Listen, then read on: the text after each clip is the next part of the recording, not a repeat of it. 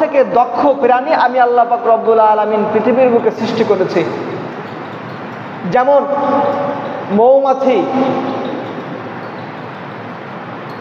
এই মৌমাছির জন্য আল্লাহ পাক রব্বুল আলামিন পবিত্র কুরআনুল কারীমের ভিতরে একটি সূরা নাযিল করেছেন, যে সূরার নাম হলো সূরা নাহাল। সূরাটার নাম কি? সূরা নাহাল। নাহাল অর্থ মৌমাছি। নাহাল অর্থ কি? মৌমাছি। এই সূরা নাহালের 68 এবং 69 নম্বর আয়াতে আল্লাহ পাক রব্বুল আলামিন মৌমাছির দক্ষতার বিবরণ দিয়ে আল্লাহ পাক রব্বুল আলামিন পরবর্তী আয়াতে বলতেছেন, ইন্না ফি যালিকা লাআয়াতুন, নিশ্চয় এই মৌমাছির ভিতরে তোমাদের জন্য রয়েছে নিদর্শন, তোমাদের জন্য বুঝার কিছু রয়েছে। ইমাম কাজবিনী রহমাতুল্লাহ আলাই উনি উনার আজাইবুল মাখলুকাতের 379 নম্বর পৃষ্ঠায় উনি বলেন, উনি একজন বিশিষ্ট প্রাণী বিজ্ঞানী ছিলেন।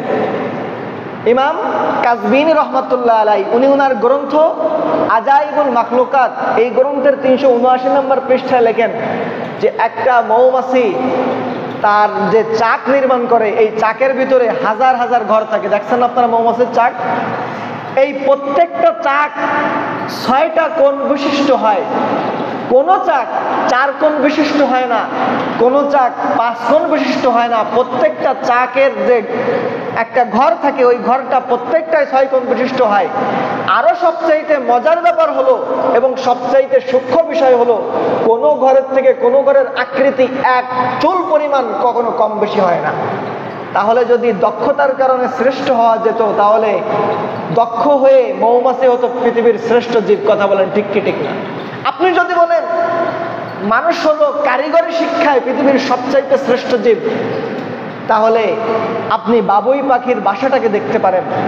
কারণ একজন গৃহস্থ মানুষের বাসার ভিতরে যতগুলো আইটেম থাকে, যতগুলো সিস্টেম এবং যতগুলো প্রণালী দিয়ে তার বাসাকে সাজানো থাকে, একটা বাবুই পাখির বাসার ভিতরে তার চাইতে বেশি দক্ষতা এবং কারিগরি শিক্ষা দিয়ে আল্লাহ পাক রব্বুল আলামিন ওই বাবুই পাখির বাসাটাকে সৌন্দর্য করে রাখেন। এবং বাবুই পাখির বাসাটা আপনি যদি দেখেন, তখন আপনার মাথায় আসবে যে এই একটা ছোট্ট পাখিকে এত সুন্দর কারিগরি শিক্ষা দিল কে? তখন যদি প্রশ্ন আসে যে কারিগরি শিক্ষায় মানুষ শ্রেষ্ঠ, তাহলে বলবো কারিগরি শিক্ষায় মানুষ শ্রেষ্ঠ না, কারিগরি শিক্ষায় বাবুই পাখি হলো শ্রেষ্ঠ। এখন যদি বলেন হুজুর আমরা চিকিৎসা বিজ্ঞানে শ্রেষ্ঠ, তখন এর উত্তর হবে আপনারা চিকিৎসা বিজ্ঞানের কারণেও শ্রেষ্ঠ না। কারণ মানুষের থেকে চিকিৎসা বিজ্ঞানে অনেক দূর এগিয়ে গেছে এমন প্রাণীর সংখ্যা আছে কি নাই?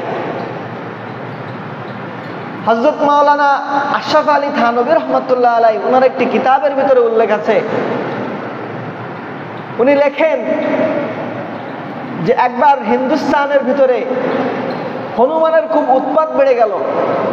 হনুমান এত পরিমাণ উৎপাত করা শুরু করলো, মানুষ ঠিক মতো তাদের বাইরে কোনো কাপড় নাড়তে পারে না, কোনো খাবার রাখতে পারে না। হনুমান এসে সেগুলোকে উলট পালট লন্ডভন্ড করে খেয়ে ফেলে।